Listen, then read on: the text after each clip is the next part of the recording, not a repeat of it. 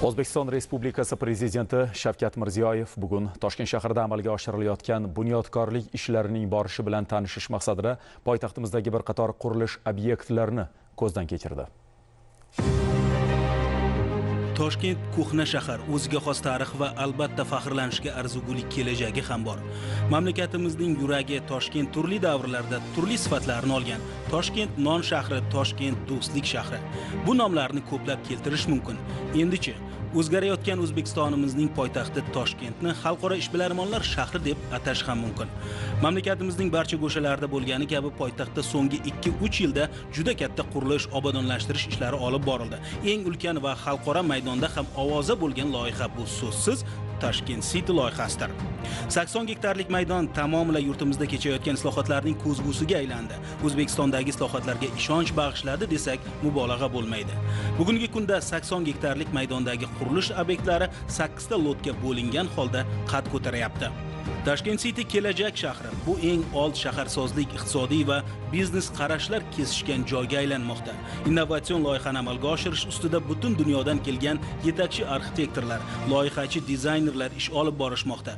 Prezidentimizning tashabbuslari asosida xalqimizning ko'z o'ngida shahar ichidagi zamonaviy shahar bunyod bo'lmoqda. Darvoqe ushbu yirik loyiha davlatimiz rahbarining tashabbusi va diqqat markazidagi qurilish obyekti sanaladi. Shu bois bu yerdagi ishlarning borishi bilan prezidentimiz bir necha marotaba shaxsan tanishdilar. O'zining taklif va tavsiyalari, ko'rsatmalarini berdilar. Bugun ham prezidentimiz Shavkat Mirziyoyev poytaxtdagi o'zgarishlarni aynan Tashkent Cityda amalga oshirilayotgan qurilishlarni ko'zdan kechirishdan boshladi. Shu paytgacha 8 ta lotda 7 million kub metr tuproq ishlari bajarilib, 50 dan ziyod binoga mustahkam poydevor yaratildi. Bugungi kunda beton karkaslar va devorlar qurish, muhandislik tarmoqlarini tortish ishlari olib borilmoqda.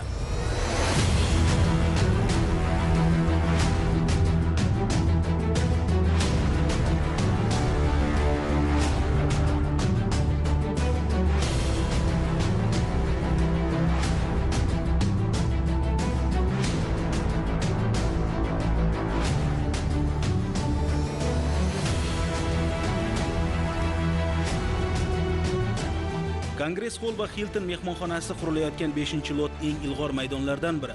Kongress holning umumiy temir beton, metalokonstruksiya va tom yopish ishlari tugallangan bo'lib, hozirda binoning fasad ishlari 96%, ichki pardoz ishlari 24%, mexanika ishlari 70%, elektrik ishlari 73%, lift o'rnatish ishlari 12%. Umuman olganda shu kungacha Kongress hol qurilish ishlarining 81% tugallangan. Davlatimiz rahbariga avvalgi tashrif chog'idagi ko'rsatmalarning ijrosi haqida ham ma'lumot berildi. Jumladan ulkan kongress holda barcha formatdagi xalqaro tadbirlar tashkil etish uchun zamonaviy sharoitlar yaratilmoqda. Bu yerda sammitlar, ular doirasida ikki tomonlama uchrashuv va muzokaralarni yuqori darajada o'tkazish mumkin bo'ladi. Katta delegatsiyalar vakillari, ommaviy axborot vositalari xodimlari, xizmat ko'rsatuvchilar uchun zarur qulayliklar yaratiladi.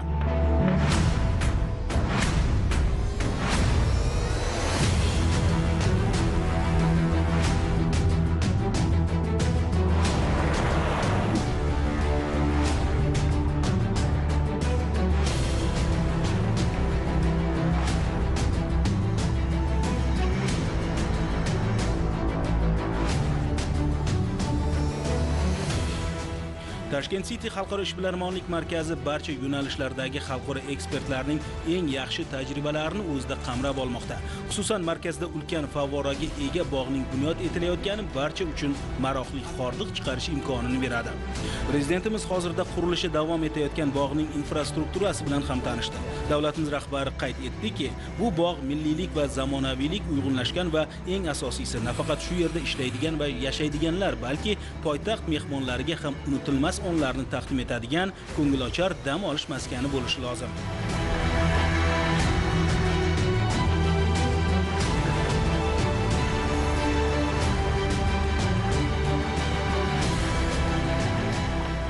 Dunyoga mashhur Hilton mehmonxonalar tarmog'i talablari asosida qurilayotgan 5 yulduzli mehmonxonaning ham umumiy temir beton va metalokonstruksiya ishlari tugallangan bo'lib, hozirda fasad ishlari 84%, ga, ichki pardozlash ishlari 43%, ga, mexanika ishlari 83%, ga, elektrik ishlari 82%, ga, lift o'rnatish ishlari 17% ga bajarilgan. Umumiy hisobda mehmonxona qurilishining 85% o'z nihoyasiga yetgan. Yuqorida aytganimizdek, Tashkent City 8 ta lotga bo'lingan va har bir lotga mahalliy va xorijlik investorlar jalb etilgan. Prezidentimiz Shavkat Mirziyoyev qurilishi davom etayotgan mehmonxonaning 21-qavatiga ko'tarilib, Tashkent Cityning umumiy ko'rinishi, lotlardagi qurilish ishlarining borishi bilan tanishdi. Shu yerning o'zida mahalliy va xorijlik investorlar bilan suhbatlashdi. Cityni qurishda mahalliy tadbirkorlarga ham katta ishonch bildirilgan. Ular ham yuksak ishonchni oqlash uchun harakat qilishmoqda. Davlatimiz rahbari mahalliy investorlar bilan suhbatlashar ekan, loyihalarni o'z vaqtida va sifatli qurib tamomlash bo'yicha ko'rsatmalar berdi va investorlarning ishi bilan gapi bir bo'lishi kerak dedi. Prezidentimiz Tashkent City kabi ulkan loyihaning o'z vaqtida va sifatli qilib tamomlanishi hozirgi siyosatimizning bajarilishi bilan chambarchas bog'liq. Bu binolarda yashaydigan, ishlaydigan insonlarning dunyoqarashi ham boshqacha bo'ladi dedi. Bu yangi O'zbekiston. Mani ko'ringlar bizni, biz ham shunga munosib biz. Nima uchun men buni o'zim tezlashtirdim? Bu bo'lgandan keyin bu atrof bo'ladi-da. Ko'rasizlar, kelgusi yil bu binolarga, bu gostinitsaga 3 yil oldin zakaz bo'ladi. Ayni vaqtda birinchi va ikkinchi lotlarda ham yer ishlari tugallanib, binolarning karkas ishlari 60% dan oshgan. 3-lotda 3 qavatli savdo markazi, 19 va 24 qavatli ofis va mehmonxona binolarining geologiya ishlari yakunlanib, qoziq qoqish jarayonlari ketmoqda. 4-lotda Cityning eng baland binosi 45 qavatli va 11 qavatli zamonaviy turar joylar, ofislar, savdo va xizmat ko'rsatish majmualari qurish uchun yer ishlari 75% ga bajarilib, parallel ravishda 32 metrlik temir beton qoziqlar qoqilmoqda. Albatta, Toshkent City loyihasi bu O'zbekiston tarixidagi yangi davr, yangilanish va yangi salohiyatni ko'rsatuvchi proyekt va o'z navbatda bizni ham lot to'r yerimizda biz O'zbekistondagi kamida O'zbekistondagi eng baland, yuksak baland osmon o'par binoni qurishni rejalaganmiz. Hozirgi kunda O'rta Osiyoda hali bitgan binolar orasida bu kabi 230 metrlik bino yo'q va bu eng asosiysi emas. Bu bugun haqiqatan prezidentimiz ta'kidlaganlaridek Toshkent City bu O'zbekistonimizning yangi davrining nishonasi, belgisi bo'lishi kerak, faxri bo'lishi kerak va sen qurayotgan yangi bino ham albatta insonlarni yashash sharoitini o'zgartirishdan, ularni qulayliklarni yaratgan holda butun aholimizni faxriga bir nima deydi, tarixiy binoga aylanishini ta'kidladilar. Haqiqatan biz ham o'sha koreyalik va turkiyalik hamkorlarimiz bilan birga bor kuchimiz bilan harakat qilib, mana shu ishonch bildirilgan ishonchga javoban bor shijoatimiz bilan qilamiz. Bu haqiqatan nasibsa 2 yildan keyin juda bir ko'rkam O'zbekistonni, yangi O'zbekistonimizni belgisi bo'lishiga ishonamiz. Kechikish bo'lmaydi, chunki hozir eng asosiy, eng og'ir etaplarini o'tib bo'lyapmiz. Bundan keyingisi faqat quvontiradigan, mana qishga yaqin boshlanadi o'sha paytlar. Haftasiga 2 qavat qo'shilib ketadigan eng chiroyli, nima deydi, o'tgan ketganda ko'rganda, yana ko'tarildi deb ichidan zavqlanadigan davrlar endi kelyapti. Toshkent City o'zi 2021-yilga bitadigan proyekt bo'lib, buning ichida lotlar ko'pi operejeniyaga o'tgan, oldinga qadam siljitgan. Biz turgan hozirgi 5-lot hududimiz sentyabr oyida topshiriladi. Bu Kongress hol binosi va gostinitsadan iborat bo'lib, gostinitsa 21 qavat, Hilton mehmonxonasi va uni ro'parasida Toshkent Cityning o'zini park hududi bor. Shu park hududi bilan birgalikda sentyabr oyida topshiriladigan bo'lgan. Davlatimiz rahbari park hududigacha kirib, har bitta qilinayotgan ish jarayoni bilan tanishdilar va o'zlarini takliflarini eng chiroyli park bo'lishi, odamlar yaxshi dam oladigan, zamonaviy xalq uchun bo'lishini ta'kidlab o'tdilar. Hamma taklif ustida ishlab, eng zamonaviy Toshkentdagi eng ko'ngilochar park hududiga aylantiramiz va sentyabr oyiga topshiramiz. Va 1-lot, 7-lot hududlarini fasad qismlari tamomlanib, ular 2021-yilgacha olib bormasdan u investorlar ham va'da berishdi. 2020-yilning o'rtasigacha 100% proyektni topshirishdi. Tashkent Cityning 6-lotidagi qurilish ishlari Aloqa bank, Asaka bank va O'zsanoat qurilish bank aksiyadorlik tijorat banklari, shuningdek Janubiy Koreyaning Bumi kompaniyasi tomonidan amalga oshirilmoqda. Davlatimiz rahbari ularning har biri bilan suhbatlashib, loyihaning bajarilishiga to'siq bo'ladigan muammolar bor yo'qligi bilan qiziqdi. Mutasaddilar qurilishni me'yoriy talablar asosida va o'z vaqtida topshirishlari uchun hech qanday muammolar yo'qligini, berilgan topshiriq va ko'rsatmalarni o'z o'rnida bajarishlarini ta'kidlashdi. 우즈베키스탄에 투자를 해가지고 그것을 한국의 그 Bumi kompaniyasi O'zbekiston bozoriga sifatli muhtasham bino qurish maqsadida kirib keldi. O'zbekiston hukumatiga ko'rsatilgan yordam uchun minnatdorlik bildiramiz. Biz belgilangan muddatda binoni qurib topshiramiz. 7-lot hududida beton ishlarimiz 95% bajarilgan. Hozirgi kunda fasad ishlarimiz olib borilmoqda. Bu hududimizda 1212 ta xonadon bor, 226 ta savdo maishiy xizmat ko'rsatish shoxobchalari bo'ladi. Bu hududimizda O'zbekiston yagona bo'lgan bulvar bo'ladi. Xudo xohlasa dunyoning hamma brendlarini olib kelish niyatimiz bor.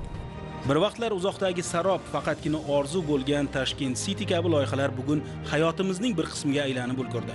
Bu nafaqat investitsiya, balki yangicha yashash, yangicha dunyoqarash ham deganidir.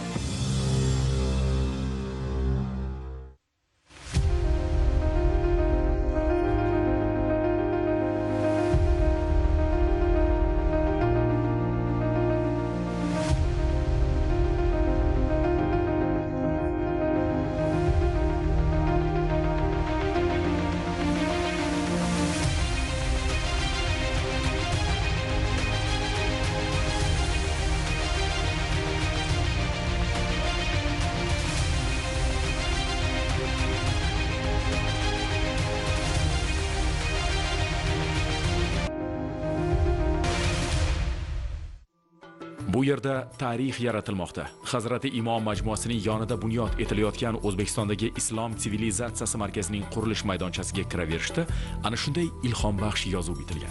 Chindan ham ushbu noyob markaz mutlaqo yangicha g'oyaga asoslanganligi bilan ahamiyatlidir. U nafaqat yurtimiz, balki ko'pchilik xorijiy mamlakatlar xalqlari qalbida chuqur hurmat va ehtirom bilan tilga olinmoqda. Bu markaz o'zligimizni, urf-odat va qadriyatlarimizni anglash, u qandayin buyuk o'tmishga ega ekanligini ko'z bilan ko'rib, aniq tasavvur etadigan majmuadir. Bu yerda islom dini sofligini saqlash, uning rivoji uchun beqiyos hissa qo'shgan ajdodlarimiz shijoati va salohiyati namoyon etiladi.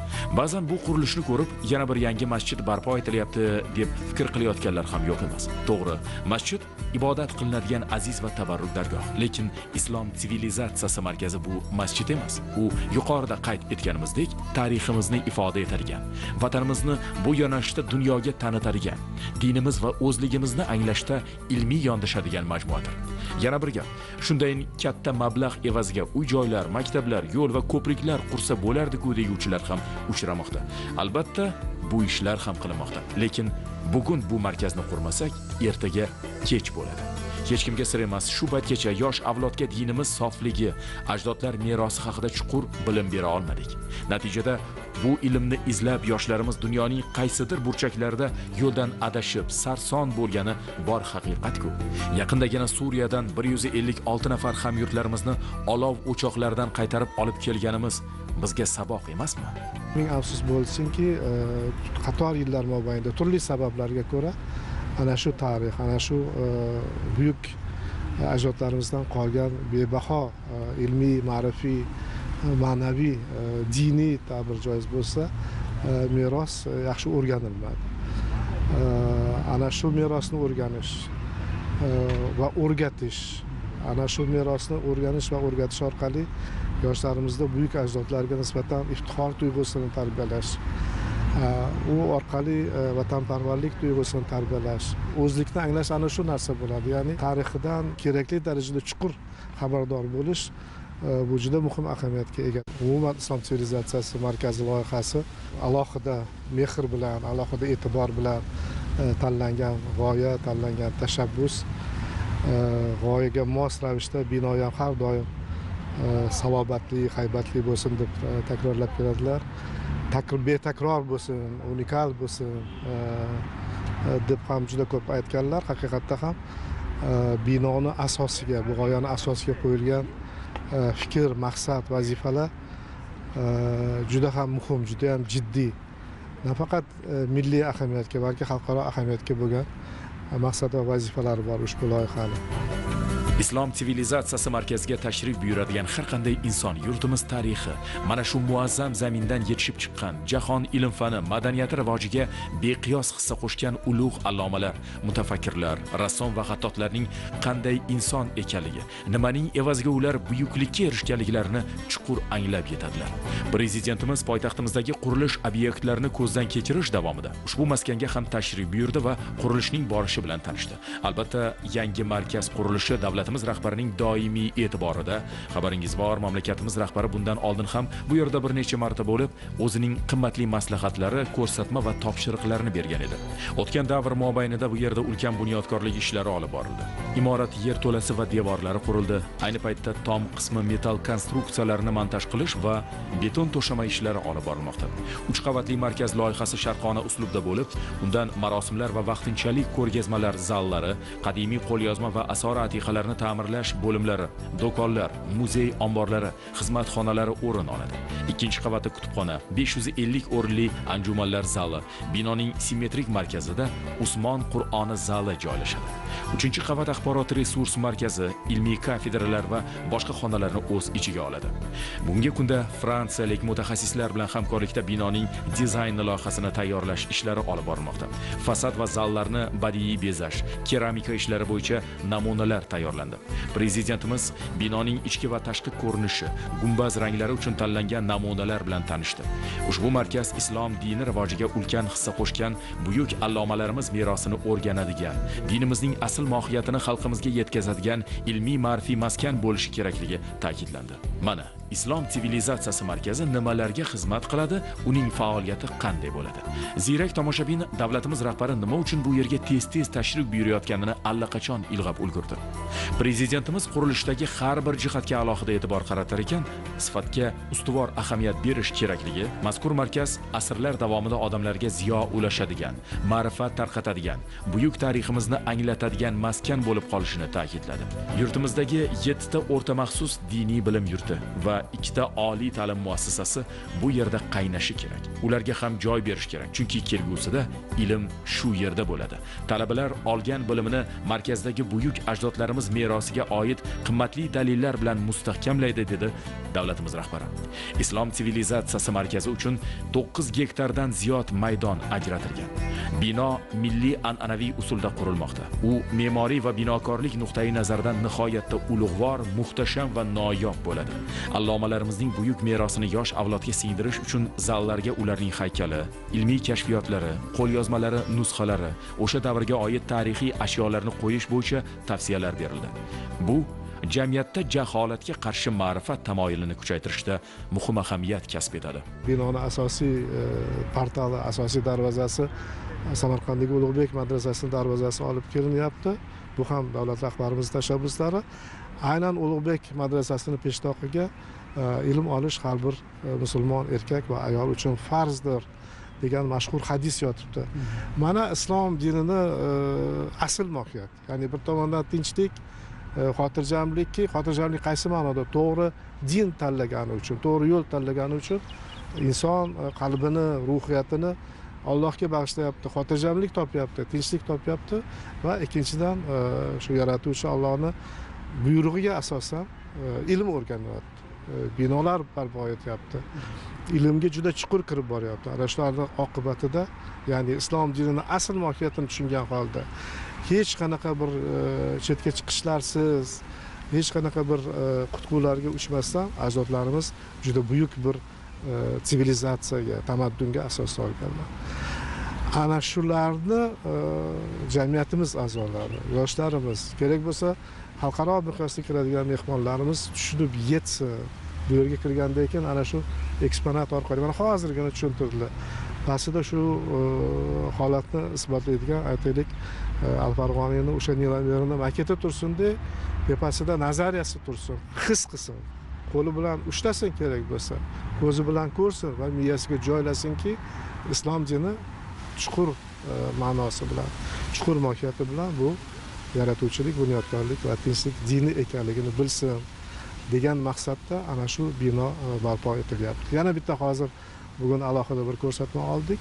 Albatta bu yerda Xalqaro islom akademiyasi bilan Islom sivilizatsiyasi markazi hamkorlikda ilmiy kadrlar. Xalqaro islom akademiyasini yuqori kurs talabalari, magistrlari, doktorlarini tayyorlaydigan ilmiy markazga aylanish ham kerak degan ko'rsatmani ham berdilar. Bu ko'rsatma bo'yicha bugunoq islom akademiyasi Fanlar akademiyasi bilan hamkorlikda buni konsepsiyasi, ya'ni ta'limotini yo'l xaritasini tuzish bilan shug'ullanishga boshlaymiz. Bunga kunda tobora katta ahamiyat kasb etayotgan dinlar aro va sivilizatsiyalar aro muloqotni samarali yo'lga qo'yish maqsadida O'zbekistondagi Islom sivilizatsiyasi markazi nufuzli xalqaro ilmiy muassasa va tuzilmalar, jumladan UNESCO, ISSK kabi tashkilotlar bilan hamkorlik aloqalarini yo'lga qo'ymoqda. Mamlakatimiz rahbari turli manbalar, kitoblar fondini boyitish masalasiga ham alohida e'tibor qaratdi va mutasaddilarga aniq vazifalar belgilab berdi. Bu markaz orqali millatimizning ilm, ma'rifat, madaniyat rivojiga qo'shgan hissasini muhrlab qo'ymoqchimiz. Bu ulug' merosni xalqimizga, yoshlarimizga yetkazmoqchimiz. Islom sivilizatsiyasi markazi shu yo'nalishdagi ilmiy muassasalar uchun fundamental baza bo'lishi lozim. O'zbekiston Xalqaro Islom akademiyasidagi o'quv ishlari bu markaz bilan hamohang bo'lishi, talabalar yuqori kurslarni shu yerda o'qib, o'qituvchilar malaka oshirishi kerak dedi Prezidentimiz Shavkat Mirziyoyev. Markaz binosi 2020-yil kuzda foydalanishga topshirilishi rejalashtirilmoqda. 2020-yil noyabr oyida O'zbekiston Islom hamkorlik tashkilotining fan va texnologiyalar sohasidagi hamkorlik bo'yicha doimiy qo'mitasi sammitiga mezbonlik qiladi. Demak, qurilish ishlari nihoyasiga yetishi bilan ko'p o'tmay Islom sivilizatsiyasi markazi o'zining ilk mehmonlarini qabul qiladi.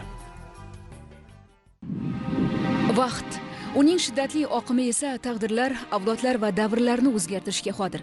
Ammo dunyoni dahshatga solgan, bugun biz uchun tarixga aylangan Ikkinchi jahon urushi maydonlarida tinchlik uchun umrini qurbon qilgan, o'zlarini o'qqa tutgan chin azamat insonlar borki, ular mardligi, qahramonligi timsoli, abadiy namuna, abadiy hayot. Haligacha qalbida yurtga o'shandek muhabbat, urushga nafrat bilan yashayotgan nuroniy otaxonlar, mushtipar onaxonlar. Orada 3 avlod almashgan bo'lsa-da, ammo urush xotirasi aslo o'chgani yo'q. Bugun davlatimiz rahbari general Sobir Rahimov haykali o'rnatilgan xiyobonga tashrif buyurdi. Aytish lozimki, aynan shu yerdan 2010-yilda ko'chirilgan general Sobir Rahimov haykali 2018-yilda shaxsan prezidentimizning tashabbuslari bilan qadrdon manziliga qaytarildi. Birinchi o'zbek generali mard va jasur, o'ta salohiyatli harbiy bo'lgan. 1945-yilda g'alabaga atigi sanoqli kunlar qolganda halok bo'ldi. Vafotidan so'ng Sovet ittifoqi qahramoni unvoni berildi. Mana shunday yuzlab qahramonlarimiz bor aslida. O'sha mash'um urushning qadami deyarli har bir oilagacha yetib borgan va ularning har birini eslab, xotirasiga hurmat keltirishimiz zarur dedi davlatimiz rahbari. Buyuk g'alabani ta'minlashda O'zbekiston xalqi munosib hissa qo'shdi. 1,5 milliondan ortiq yurtdoshlarimizning 1,5 millioni halok bo'ldi. 133 million nafarga yaqini bedarak yo'qolgan. 60 mingdan ortiq vatandoshimiz nogiron bo'lib qaytgan. O'zbekiston urush maydonlaridan evakuatsiya qilingan 1,5 millionga yaqin oila va bolaga boshpana berib, g'amxo'rlik ko'rsatdi. O'zbek xalqining bunday insonparvarligi, yuksak ma'naviyati haligacha Hazrati inson deya butun dunyoda ulug'lanadi. O'zbekiston Respublikasi Prezidenti Shavkat Mirziyoyev tashabbusi bilan poytaxtimizda G'alaba bog'i barpo etiladi. Davlatimiz rahbari mazkur bog' konsepsiyasi bilan tanishdi. Shahrimizning eng fayzli maskani, muqaddas qadamjolardan biri bo'lishi kutilayotgan G'alaba bog'i tom ma'noda qalblarga quvvat berib, yangi intellektual g'alabalar sari chorlaydigan manzilga aylanishi kerak. Davlatimiz rahbari bunday ezgu va xayrli tashabbusni ilgari surar ekan, qurilish uning mazmuni va mafkurasiga monand bo'lishi lozimligini qayd etdi. U eng avvalo xalqimizning yuksak insoniy fazilatlari, qahramonligi, shonli an'ana va qadriyatlarini abadiylashtirish, yosh avlodni vatanparvarlik ruhida tarbiyalashga xizmat qilishini e'tirof etdi. Shu boisdan prezidentimiz mutasaddilarga taqdim etilgan konsepsiyani yanada takomillashtirish yuzasidan aniq topshiriq berdi. Bu loyiha navbatdagi yashil hudud bo'lib qolmasligi kerak. Bu o'ziga xos betakror falsafiy manzilga aylanishi lozim dedi prezidentimiz. Bog' kirishidagi G'alaba arkasida tarixiy faktlar o'z ifodasini topishi kerak. O'zbekiston fashizm ustidan qozonilgan g'alabaga qanday hissa qo'shdi? Qancha yigitlarimiz urushga ketdi? Qanchasi qaytmadi? Qahramonlarimizning soni qancha? Front ortidagi zahmatlar, opa-singillarning og'ir mehnati, urushga jo'natilgan oziq-ovqatlar, texnikalar, samolyotlar, o'q-dorilar, issiq kiyimlar, kartoshka va poliz mahsulotlari, qancha qariyalar va bolalar dalalarda mehnat qildi. Barcha faktlar o'z aksini topishi lozim. Bog' bo'ylab har bir qadam o'sha yillar ruhini ifodalashi lozim. Har bir jihat urush davri panoramasini izohlashi maqsadga muvofiq, dedi prezidentimiz. Yoshlar hech qachon o'sha qonli yillarni unutmasligi uchun monumental bizni o'zimizga munosib bog' qilishimiz kerak. Qancha ota-bobomiz halok bo'lgan-ku, O'zbekiston xalqini bironta oilasi bo'lmaganki, jabr ko'rmagan. 41-yil birinchi yarmida shuncha ketgan. Mana bunday frontlarda qatnashgan. 41-yil shuncha odamimiz o'lgan. 41-yil shuncha samolyot yuborganmiz, shuncha tank yuborganmiz, shuncha g'alla yuborganmiz, shuncha va hokazo. Shunday qilsakki, shu 41-yildan 45-yilgacha eng yosh bolamiz bilan 90ga kirgan otamiz ham yurib, ko'zi ochilib, shunday kunlarga shukrona deyotgan vaziyat tug'dirtirmoqchiman-da. Kerak bo'lsa, u birovga ko'z-ko'z qilish emas, o'zimizni tariximizni tiklab qo'yish uchun. G'alabaga 75 yil bo'lyapti, dedi davlatimiz rahbari. Dunyoda o'zbekistonliklarning afsonaviy qahramonliklarini haligacha eslashadi. Birgina misol topib oldi Mamadaliyev. U dushman tomonidan qurshab olingan soldatlar vзводini bir o'zi qutqargan va Belarus hududida partizan otryadni muvaffaqiyatli boshqargan. Hozirda Minskdagi ko'chalardan biri uning nomiga qo'yilgan. Hattoki Topivoldiyevka qishlog'i ham bor. Ammo O'zbekistonda deyarli ko'pchilik bunday jasur bobomiz haqida bilmaydi. Sobir Rahim bilan bir qatorda 280 nafar o'zbekistonlik qahramonning ismi va siymosi bu yerda o'zining munosib o'rnini topishi shart. Va albatta bog' dizaynida zamonaviy yondashuv baribir o'z so'zini aytadi. Wi-Fi tizimi o'rnatiladi. Hordiq chiqarish uchun turli maydonchalar quriladi. O'ziga xos o'rindiqlar o'rnatiladi. Hududda bog' mazmuniga mos muzey ham xat ko'taradi. Prezidentimiz mana shu bog'da 41-yildan boshlab to 45-yilgacha bo'lgan davr orasida o'zbek xalqini frontda har bitta yilda bosqich qanday qahramonliklarni amalga oshirdi yoki bo'lmasa qanday mana shu frontga yoki front orqasidagi uni mehnat jabhalarini qay tarzda mana shu jarayonlar amalga oshganini ko'rsatishni vazifa qilib qo'ydilar. Albatta mana shunday bog'ni tashkil etishdan maqsad nima? Yoshlarimizni mana shu o'zini ota-bobolarini aynan o'sha davrlarda qilgan qahramonliklarini bilsin, anglasin, uni qalban his etsin va ularga nisbatan hurmati yanada oshsin. Muhtaram prezidentimiz ushbu bog'ni umumiy konsepsiyasini aytib o'tayotganda, bog' faqatgina bir muzey shaklida emas, balki odamlarga madaniy hordiq chiqarish shaklida ham bo'lishi haqida aytib o'tdilar. Bu yerda turli madaniy tadbirlar bo'lishi, ochiq sayr hududlari bo'lishi, sport bilan shug'ullanishga imkoniyat bo'lishi, qolaversa ekstremal sport bilan o'sha parashyutdan tushish bo'ladimi yoki havoda muallaq uchib turishga mo'ljallangan attraksionlar bo'ladimi? Xullas, eng zamonaviy texnologiyalar, eng zamonaviy bog'lardan biri bo'lishi kerakligini ta'kidladilar. Shu paytda o'zida tarixni esdan chiqarmagan holda, tarixiy, tarbiyaviy ahamiyatni esdan chiqarmagan holda. Kelgusi yil 9-may fashizm ustidan erishilgan g'alabaning 75 yilligi sanasida poytaxtimizdagi G'alaba bog'i yurtdoshlarimiz va mehmonlar uchun o'z eshigini ochadi. O'zbekiston tarixida ilk bor vatanparvar oilaga ehtirom. Bog'ning markaziy qismidagi maydon qahramonlar onalari, mushtipar o'zbek ayolining timsoliga bag'ishlanadi. Bu yerda mard va botir o'g'lonlarni dahshatli urush maydonlariga kuzatib, 5 nafar farzandining dog'ida kuygan mushtipar ona, uning erta zavol topgan o'g'lonlari va erlarni bir umr kutib yashagan sadoqatli kelinlari siymosiga chuqur hurmat ramzi sifatida Zulfiya Zokirova oilasining muhtasham haykali o'rnatiladi. Sabr bardoshdan yaralgan urush yillarida muqaddas vatan timsoliga aylangan metindek irodali ona siymosi. Mana o'zbek ayollarining, o'zbek xalqining haqiqiy jasorat va matonati. Mana sevgi va sadoqat madhiyasi, uning yengilmas kuch-qudrati. G'alaba bog'i uzra yangraydigan matonat madhiyasi aslida ko'ngillarda, yuragimiz go'zal rishtalar bilan bog'langan shu zaminni sevish, qalblarda shukronalik ayloriga aylansin.